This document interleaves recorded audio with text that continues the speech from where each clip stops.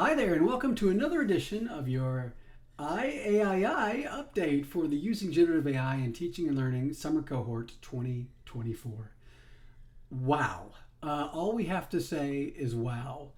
You guys have really knocked it out of the park with your Module 3 and 4 submissions. We're very impressed. I think specifically in Module 4, I liked seeing how some of you were leveraging the tools that we talked about inside Blackboard, meaning your module creation, your rubric creation, and things like that. But others are leaning into things like ChatGPT and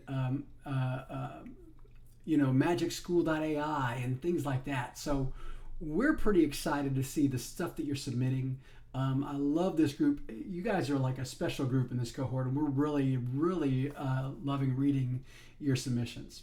So that was our last due date. That was the 30th. That was Sunday, and that was, if I can get my mouse in the right place, that was Module 3, implementing generative AI in education. The implementation as an instructor tool was on the 30th.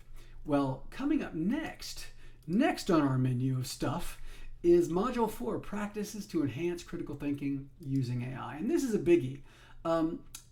It almost seems like you can't use critical thinking in AI, but I would hazard a guess that some of you maybe can already figure out some ways that you can do that. So in this particular unit, you're going to look at some of the practices that enhance critical thinking. You might even analyze the relationship between generative AI and critical thinking in education. We'll look at some advantages and some limitations. And then you're going to be able to actually, provide some evidence, if you will, in the terms of your assignment. So showcasing a practical exercise and being able to share some examples in the assignments for this unit. So this particular assignment in this unit is the critical thinking activity design, and it is due this coming Sunday. So that being said, that's what's coming next. And I as good as your stuff has been thus far, we are really looking forward to what's coming next from y'all, okay? So let's get into our tool tip for today. And that is authentic, effective assessment with generative AI. And what I mean by that is finding ways to assess authentically with your students with a little help with a prompt maybe, or using your own content as a base, right? And you can do that in two ways. I could do that with an assignment, or three ways: an assignment, a discussion, or a journal activity. And it's pretty cool in how this comes together. So I'm going to give you a for instance.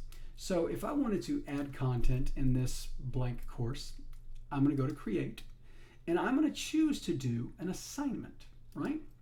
So when I go to do this assignment in this course now, you'll notice that I have this option up here when I do an assignment called Auto Generate Assignment. So here I go. I'm going to click on that. And when I look at this particular assignment, it's actually going to start to populate for me based on the title of my course. So in this case here, it gives me some examples of some assignments, right? Exploring musical forms, harmonic analysis in jazz, and exploring contemporary music. And you will see here, each one of these is kind of written out. One of them is like write an essay where you analyze and evaluate two different musical forms. Choose one form from this, and so you can see it's a lot more than just do a reflection. It's trying to get you to do a little bit more. Or how about this one? A harmonic analysis in jazz. Create a podcast or a speech where you explain the concept of harmonic analysis in jazz music. Choose a well-known jazz composition and analyze the harmonic progression and la la la. And the last one is exploring contemporary music. And you're having design a leaflet or infographic or something like that, where you talk about 3 contemporary music genres or movements, right? So it's a little bit more involved than just a crank it out and turn it in type of assignment. And each one of these highlights, if you will, a separate cognitive process. And the first one is evaluative. The second one is an application, and the third one is a create. I always love the create because when I think about creating, I'm going to have to understand what I'm doing in order to create, or at least walk myself through a step-by-step process in that regard. So I love the create assignments. But you'll notice here on the left that I can do more. I can really boil this down to really what I want it to do. So I might have something along the lines of a specific topic in music theory that I want to do an assignment of. So I might paste in that topic right here. Remember, I have up to 40,000 characters that I can use to really help me boil down to what I want this assignment to be. I could also select from a course item, a document, a file, or an ultra document where I can pull from to create this assignment. Then the cognitive level I can choose to inspire me, where it will actually give me a selection of some. I have an apply, an analyze, evaluate, and a create. And then I can generate an assignment title like it's done here. And lastly, I can change my complexity. So if I wanted to, I could bring my complexity down a little bit and regenerate, and it will update my assignment, depending upon, this might be music theory 1, so I might want to do a little less. So musical innovations, analyzing musical form, and music and emotion. So anywho, just know that you have something that can really help you when it comes to doing some effective assessment practices, reaching certain levels of the cognitive process. In this case, in these examples, I've got an apply and analyze and evaluate.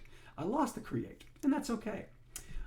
If I was teaching this, what I really like about this is if I was teaching this a foreign language course and I wanted to do the entire assignment in a foreign language, I would click this menu option right here to get to language choices.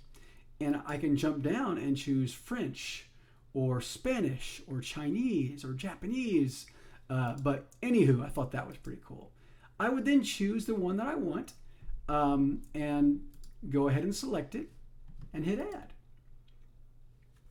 It would then create that for me, and as the result, as the instructor, I could come in and tweak it and make what I want. So I don't have to accept this at any time. Anything that the AI design assistant submits for you or creates for you, you don't have to accept it.